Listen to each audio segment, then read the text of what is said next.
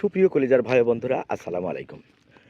তো ঘুরতে ঘুরতে চলে আসলাম সেই গাজনার বিলে। আপনারা সবাই জানেন যে আমি পাবনা জেলার সেই বিশ্ববিখ্যাত গাজনার বিলেরই বিভিন্ন ভিডিও আপনাদের সামনে তুলে ধরি। তো প্রিয় বন্ধুরা, দেখেন, পেঁয়াজের জমিতে কাজ শেষ, এখন শুরু হয়েছে ধান লাগানোর পালা। তো প্রিয় বন্ধুরা, দেখুন কৃষক ভাই বন্ধুরা কিভাবে জমি মাড়াই করছেন। তো প্রিয় বন্ধুরা, দেখতেই পাচ্ছেন যে এই যে তিনজন মানুষ, তারা কিন্তু এই জমি মই দিচ্ছেন, মানে সমান করছেন। টিলার দিয়ে চাষ হয়েছে, চাষ করা শেষে তারা এই জমিগুলা সমান করছেন। এখানে এখন তারা ধান লাগাবেন। তো প্রিয় বন্ধুরা, এই গ্রাম বাংলার এই দৃশ্যগুলো আমার খুবই ভালো লাগে।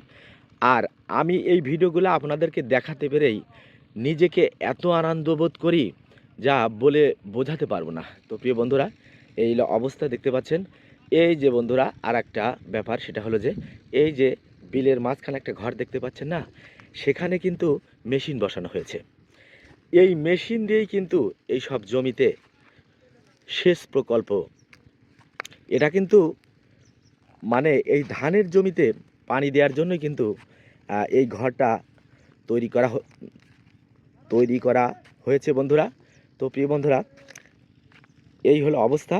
তো এই যে দেখতে পাচ্ছেন, এই যে কচুরি পালা, এই বর্ষার মৌসুম যাওয়ার পরই এই বিলের মধ্যে প্রচুর পরিমাণ কচু থাকে। তো দেখতে পাচ্ছেন বন্ধুরা, ওই যে কচুর পালা দেখা যাচ্ছে। কৃষক কিন্তু সেই কচুরি পালা লোকজন দিয়ে পরিষ্কার করছে, আর পরিষ্কার করার পরেই তারা ধান লাগানোর ব্যস্ত থাকবে। তো বন্ধুরা, দেখতে পাচ্ছেন ওই যে মাঠের মধ্যে গরু ছাগল, মানে একেবারে প্রতীত। তো এই প্রতীতের কারণে এই সব জমিতে অনেক প্রচুর প্রচুর পরিমাণ ঘাস। তো এই ঘাসগুলা কিন্তু এই আমাদের এলাকার লোকজন, যাদের গরু ছাগল আছে, তারা কিন্তু এই গরু ছাগল এখানে বেঁধে দিয়েছে। অনেকেও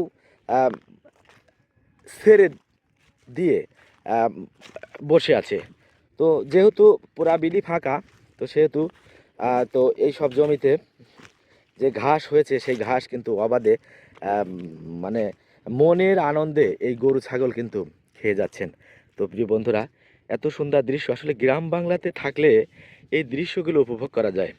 তো প্রিয় বন্ধুরা, কৃষকের যে এত পরিশ্রমের পরেও তারা কিন্তু সেই অনুসারে ফসলের কোনো দাম পাচ্ছেন না। তো এবার মোটামুটি ধানের দামও খারাপ না। তো যদি এই অবস্থায় থাকে, তাহলে মোটামুটি একটা মানে সম্ভাবনাটা ভালো যে তারা কৃষিকাজ করে উদ্বুদ্ধ হচ্ছে আর কি।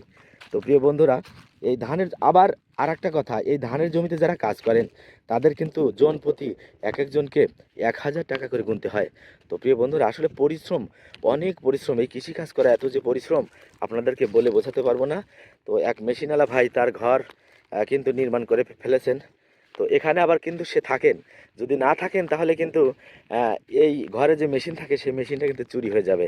অনেকেই আছেন, অসাধু কিছু লোকজন আছেন, তারা এই খোঁজেই থাকেন যে কোন ঘরে লোকজন থাকে না। বিলের মধ্যে যেখানে মানে নতুন মেশিন বসানো হয়েছে, সেই নতুন মেশিন তারা দেখতে পেলেই কিন্তু 2-3 জন মিলে রাত্রে চুরি করে নিয়ে যায়। তো এখানে কিন্তু একটা বিপজ্জনক ব্যাপার স্যাপার আছে। তো এই জন্য মেশিনওয়ালাদের ড্রাইভার যারা, তারা কিন্তু সবসময় এই বিলের মধ্যে থাকেন। তারা হয়তো 10টার দিকে আসেন, রাত 10টার দিকে এসে তারা ফজরের আজানের সময় দেখা যায় যে হয়তো যখন ফজরের আজান দেয়, তখন কিন্তু তারা আর থাকে না, তখন চলে যায়। তারা ফজরের নামাজ টামাজ পড়ে আবার মেশিন স্টার্ট দেওয়ার জন্যে চলে আসেন। আবার অনেকেই আছেন যে মেশিন স্টার্ট দিয়েই তারপরে তারা ফজরের নামাজ পড়তে চলে যায়। তো এই হলো অবস্থা প্রিয় বন্ধুরা। আরও বিস্তারিত ভিডিও থাকবে ইনশাল্লাহ, অবশ্যই আপনারা সাথে থাকবেন। আমাদের পাবনার জেলার প্রাকৃতিক দৃশ্য এবং কিভাবে কৃষকরা কি করে, সব বিষয় নিয়ে আমি বিস্তারিত আপনাদেরকে দেখানোর চেষ্টা করব। আপনারা সাথেই থাকবেন ইনশাল্লাহ। আসসালামু আলাইকুম রহমতুল্লাহি ওয়া বারাকাতুহু।